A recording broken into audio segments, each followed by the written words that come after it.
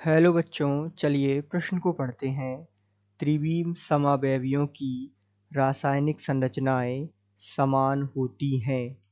आइए बच्चों, इस प्रश्न को समझते हुए इसका पता लगाते हैं कि यह कथन सत्य है या असत्य है। सबसे पहले इस प्रश्न को समझने के लिए बात करते हैं हम मुख्य अवधारणा की।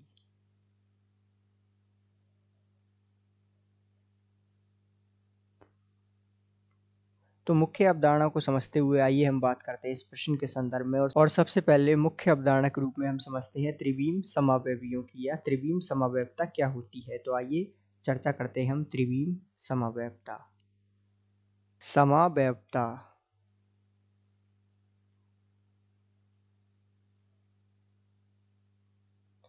तो यदि हम इसकी परिभाषा की बात करें तो कुछ इस प्रकार होती है कि विभिन्न यौगिकों के जिनके संरचना सूत्र समान होते हैं, अर्थात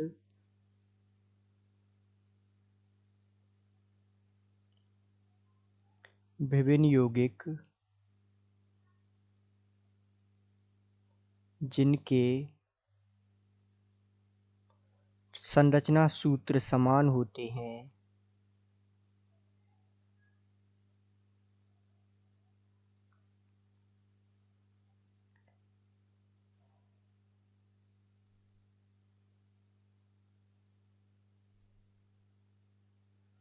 तथा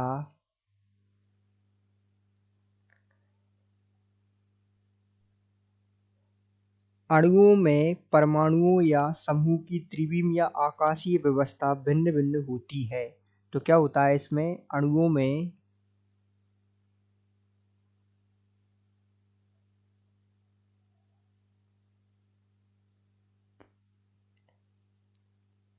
परमाणुओं या समूह की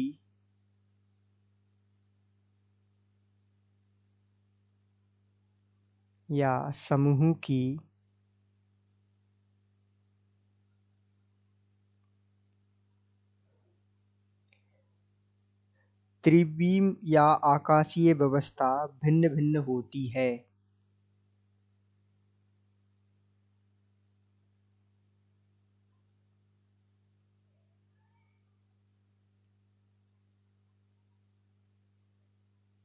व्यवस्था भिन्न भिन्न होती है।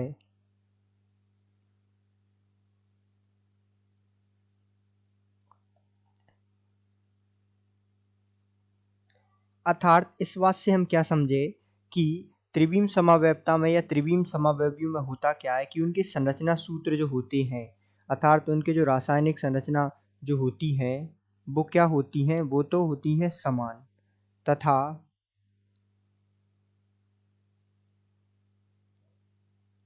उनके आकाशीय या त्रिविम में जो उनकी व्यवस्थाएं होती हैं वो भिन्न भिन्न होती हैं। वो क्या होते हैं, त्रिविम समावयवी या त्रिविम समावयवता दर्शाते हैं। अब इस बात को हम और कुछ ठोस उदाहरणों द्वारा समझते हैं। जैसे कि हम जानते हैं त्रिविम समावयवता दो प्रकार की होती है। पहली जिसमें आती है ज्यामितीय समावयवता।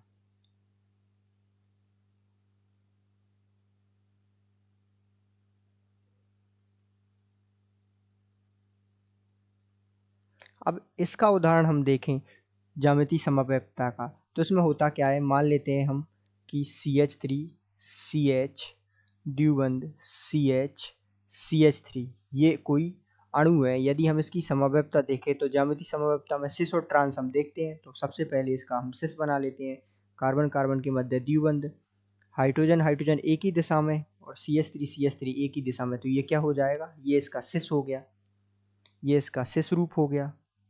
और इसी का हम जो है ट्रांस रूप इधर बना लेते हैं। तो ध्यान दीजिएगा, कार्बन कार्बन जो है द्विबंध के साथ बंधे हैं, यहाँ पर हाइड्रोजन और हाइड्रोजन विपरीत दिशा में, और इसी प्रकार CH3 और CH3 भी विपरीत दिशा में।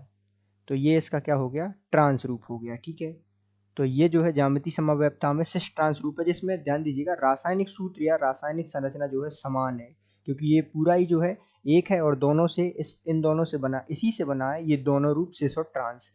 इसी प्रकार यदि हम बात करें इसके दूसरे भाग की, जो होता है प्रकाशिक समावयवी या प्रकाशिक समावयवता।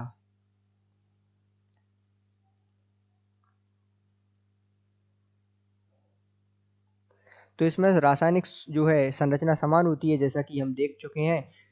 और यदि हम इसके उदाहरण की द्वारा इसको समझे तो ध्यान दीजिएगा, F जो है कार्बन इस प्रकार से जुड़ा है, F जुड़ा हुआ है, हाइड्रोजन जुड़ा हुआ है, इसी प्रकार T और D।